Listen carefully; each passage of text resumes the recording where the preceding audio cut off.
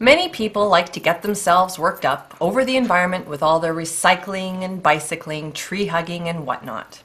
Well, what happens if you get so worked up about it you suddenly snap? We spoke to 66-year-old Vietnam vet and environmental nut job who is riding his bicycle through town to raise awareness about climate change. He calls himself the Peace Rider. Here at VCTV, we don't have much time for peace, unless you're talking about a piece of the cut. But it is coming Christmas time after all, so we felt charitable. We've got a fella named Don here who calls himself a Peace Rider. Okay. My audience knows me as the War Rider, so it's only interesting that we should meet together, and thanks so much for coming in. It's my pleasure to be here. Yeah, definitely. Now, to have this opportunity to say a few words. Now tell me, what is a Peace Rider? What are you doing? Well, the motivation for becoming a Peace Rider came from the Journey of Peace pilgrim. So for many years she walked across America with a very simple message, and that was that the way of peace is the way of love. A very simple message she had, but it really affected my life, and I wanted to model my ride after what she did, because I think at this point in our history there's a great urgency to get a handle on what we're doing to the planet collectively. You've got a sort of idealistic motive that's really sort of idea-based, but the idea is that you do have some experience. You have seen parts of the world, and you have seen some. I've seen poverty. I flew in northern Kenya where there was famine. I ran over an anti-personnel mine in Mozambique, and I was involved in airlifts of food for people that were starving. You know, I've seen children emaciated from lack of food and proper nutrition in different parts of the world. I was in Somalia before the country fell apart. And I was involved in the war in Vietnam, and was responsible for the death of people in Cambodia through my activities, indirectly perhaps, but I think because of the underlying connection we all have, it's poorly understood that soldiers coming back from the battlefield are psychologically maimed, because at that level I was speaking about, they're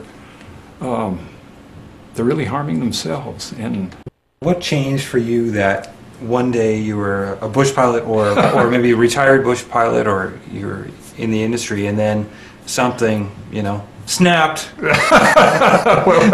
well, yeah, some people would call it a little crazy, I suppose, but well, once a person commits to a life that's not totally self-centered, and we all have that choice, a process begins, if you're willing, of change, of inner transformation. We can all make that journey, and so perhaps much of my life up to this point was in preparation for what I'm doing now. But I think when all of us come together as sort of a collective voice, and that's really one of the underlying purposes behind my journey here, is to bring people together, because there's great power in collective consciousness. People might call me Don Quixote, for tipping at windmills or something like that, but I mean, without that sense of hope, what do you have, really? And so I set out on this journey in late October, knowing that I'd be getting into winter, and I certainly have, but it's really been amazing. It's a very difficult road. I know that it's physically difficult. I know it's also pretty dangerous to ride your bike during winter. What do you hope comes out of your visit as you meet and connect with people? By going to extremes and traveling in the winter, I wanted to impress upon people the importance of taking what we're doing to the planet seriously and doing something about it. I had thought way back that I needed to get to Washington, D.C. on my bicycle. That was sort of the long-term goal. And I had set late April as sort of the time I needed to get there, because I thought at the time, the thought came to me that, well, probably they're going to be in the throes of considering climate change legislation. And so I wanted to create a Ride for the Planet Day, when all of us rode something other than was fossil fuel powered, to impress upon not only the leaders in my country, but yours and all over the world, that we need to change what we're doing.